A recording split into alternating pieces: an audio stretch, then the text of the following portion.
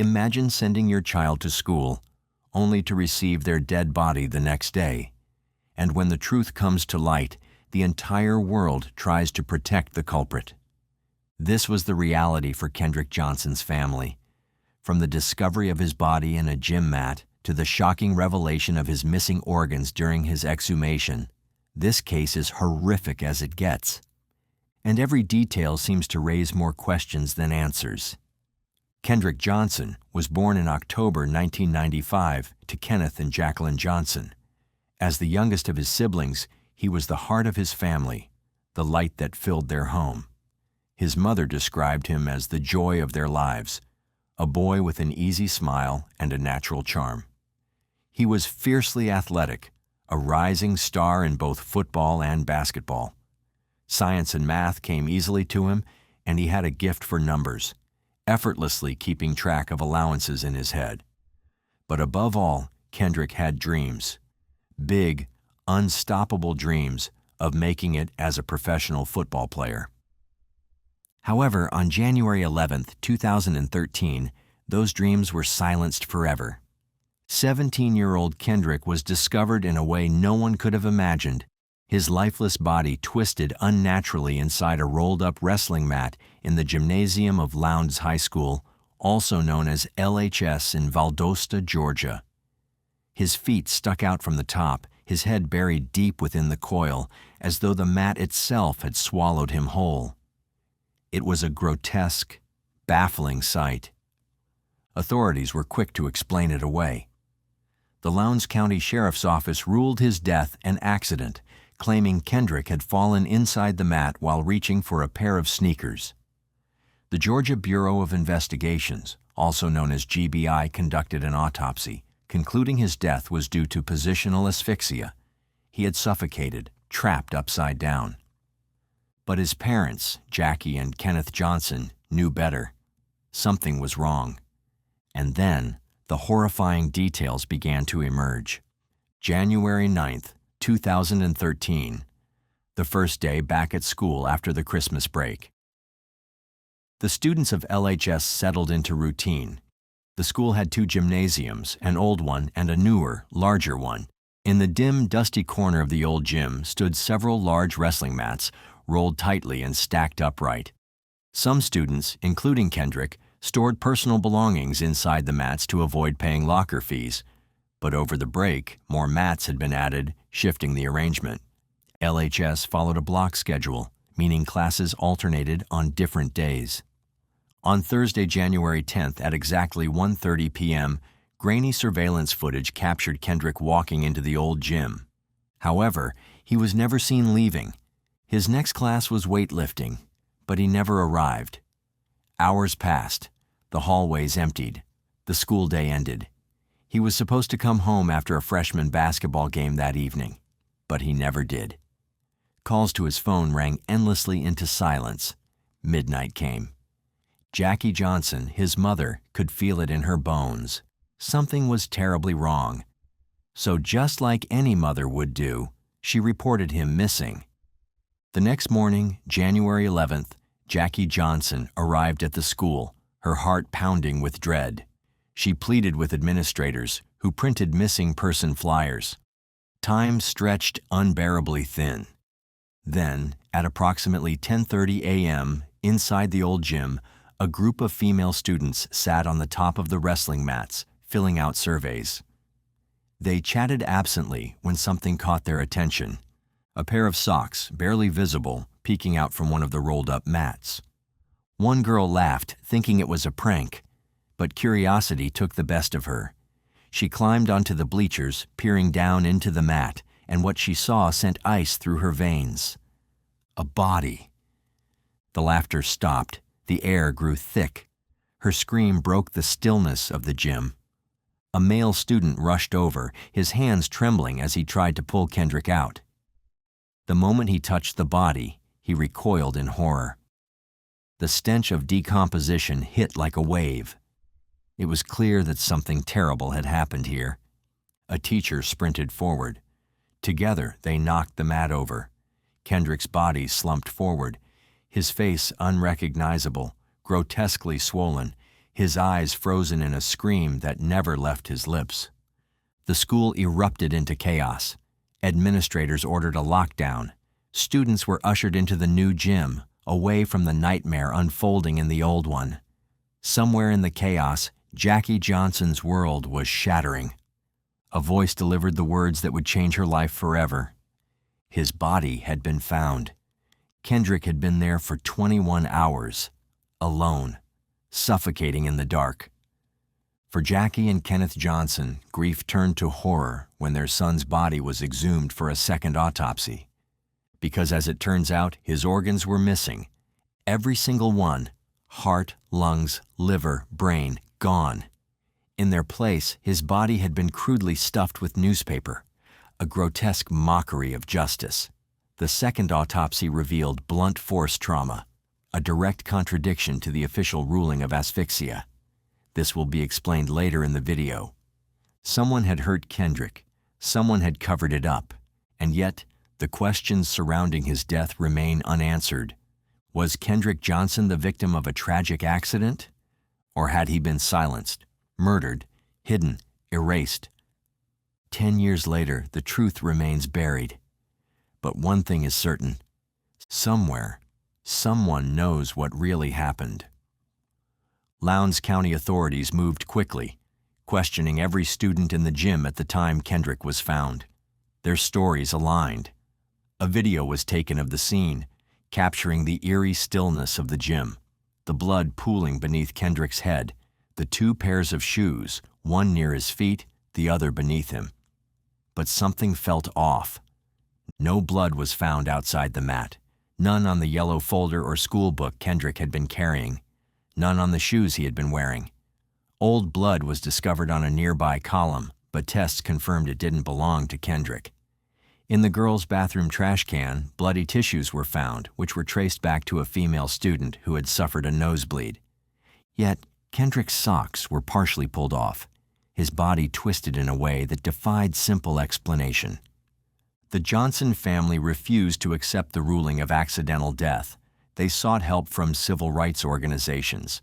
The Southern Christian Leadership Conference, also known as SCLC, and the NAACP stepped in. Protests erupted. Kendrick's parents were even arrested for civil disobedience outside the courthouse. The case was becoming larger than life, a battle against what they believed was a cover-up. With mounting pressure, the Department of Justice stepped in, launching its own investigation. But even that led to dead ends. Allegations swirled about two brothers, Brian and Brandon Bell, whose father was an FBI agent. The Johnsons publicly accused them, fueling further controversy. But an airtight alibi placed one of the boys out of state at the time of Kendrick's disappearance. The case grew murkier. The SCLC and NAACP, once Kendrick's biggest advocates, turned away after their own investigations concluded that his death was, in fact, an accident. But his parents refused to accept that answer. Was Kendrick Johnson the victim of a tragic accident? Or was his death covered up to protect someone? This case remains a mystery. Two sides of a coin, each telling a different story. Kendrick Johnson was no stranger to the old gym at Lowndes High School. Like many students, he used the rolled-up wrestling mats as makeshift storage, tucking his shared pair of sneakers inside to avoid locker fees. It was a habit, one he had done countless times before. On January 10, 2013, surveillance cameras captured Kendrick walking into the gym alone. No one followed him. No one saw what happened next. But based on the physical evidence, investigators believe Kendrick's final moments unfolded in a tragic sequence of miscalculated movements.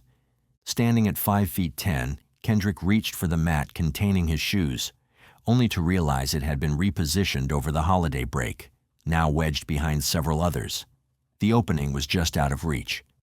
Rather than tipping the mat over, a noisy act that might have drawn unwanted attention, he did what he had likely done before. He climbed in. Gripping the side of the mat with his right hand, he lowered himself in head first, stretching out his left hand to grab the shoe inside. But as he descended deeper, the confined space left him with no room to bend his elbow and pull himself back up. His muscles strained. Panic set in. At some point, he lost his grip on the mat's edge and slid further down, his body now fully inverted, his shoulders wedged against the walls of the mat, trapping him. The more he struggled, the more gravity worked against him, constricting his movements. He tried to shift his weight, maybe even attempted to kick himself free. In doing so, he dislodged the shoes he had been wearing, sending them tumbling down near his feet. Blood rushed to his head. The world around him grew darker. Oxygen levels plummeted as his lungs compressed under his own weight. Trapped and helpless, he suffocated in silence, alone in a gym full of students, just beyond the reach of rescue. For nearly 21 hours, Kendrick remained inside the mat, unnoticed. Kendrick's absence went unquestioned until his mother reported him missing, but by then, it was too late. When his body was finally discovered the next morning, rigor mortis had already set in. The official ruling: accidental positional asphyxia, a misjudged decision that turned deadly in the blink of an eye.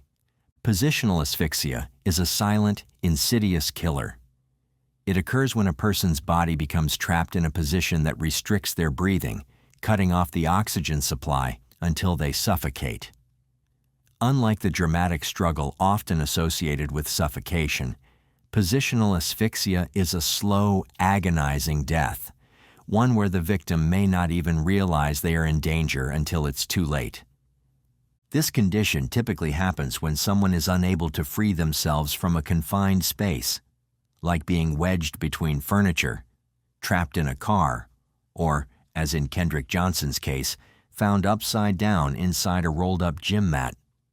When the body is contorted in a way that compresses the chest or prevents the lungs from fully expanding, every breath becomes shallower, the oxygen levels drop, and eventually, unconsciousness sets in. If help doesn't arrive in time, death is inevitable. Medical findings from other positional asphyxia cases reveal strikingly similar patterns. Victims are often discovered in unnatural positions with signs of suffocation, such as blood oozing from the mouth and nose, darkened or discolored skin, and fluid accumulation in the lungs.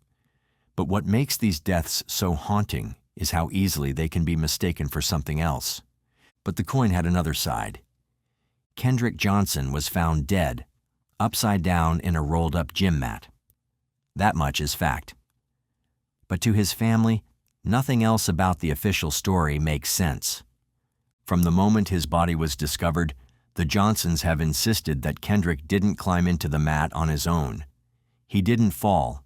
He didn't suffocate by accident.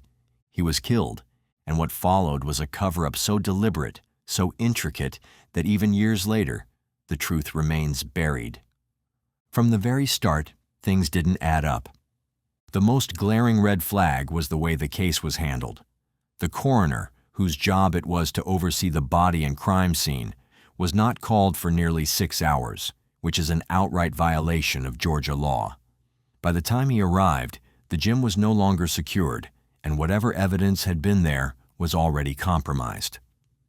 When Lowndes County authorities ruled Kendrick's death an accident, they did so with astonishing speed.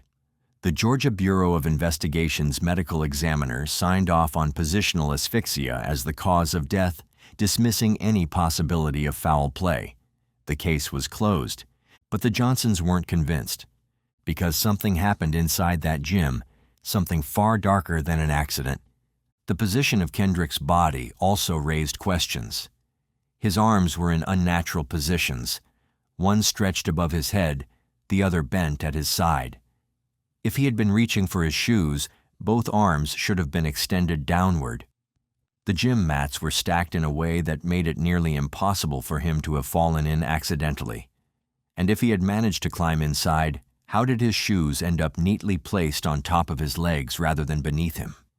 There was also blood, enough to cause alarm.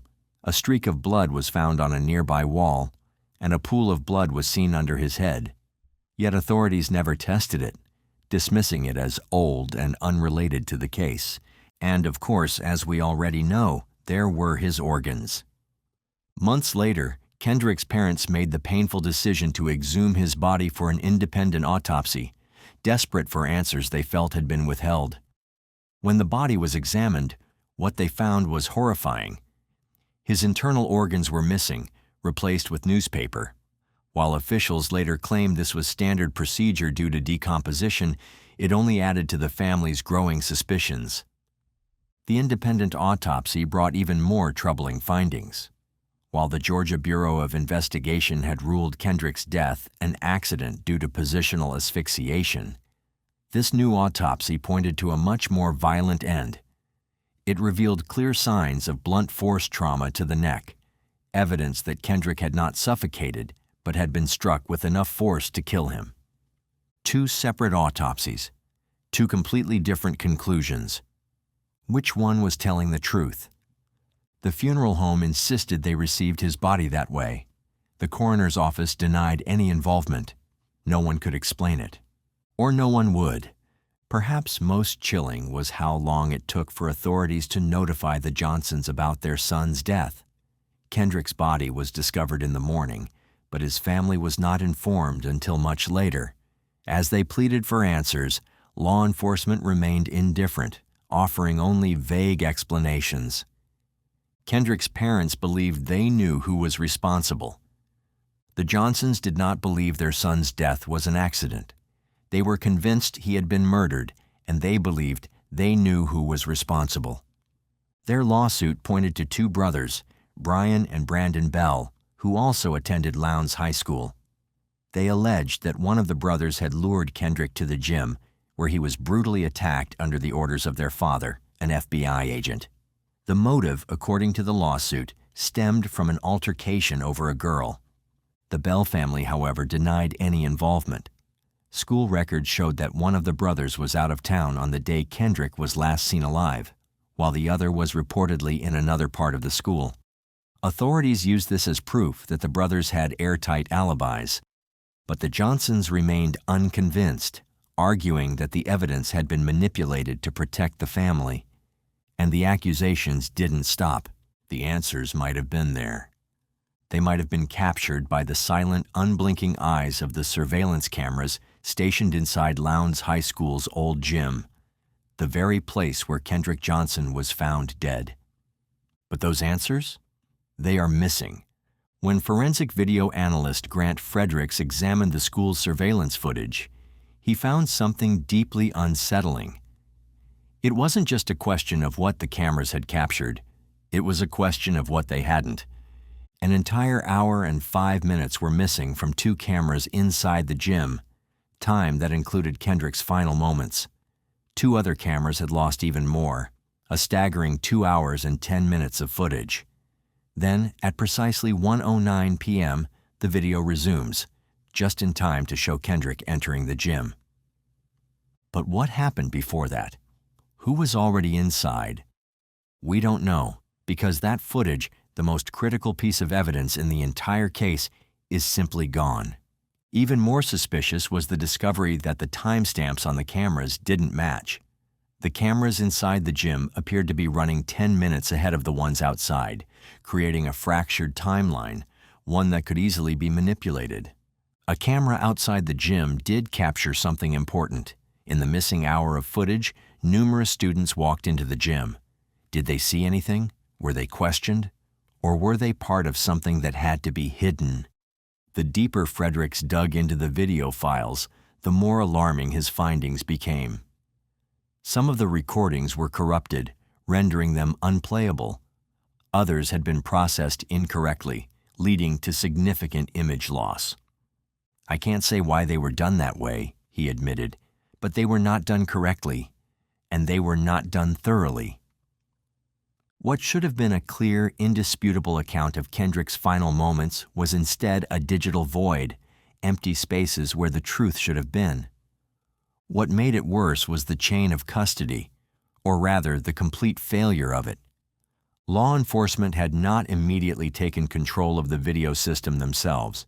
Instead, they had left it up to the school's IT department to decide what footage to turn over. Fredericks warned that you don't want somebody who might be party to the responsibility to make the decision as to what they provide the police. And yet, that's exactly what happened.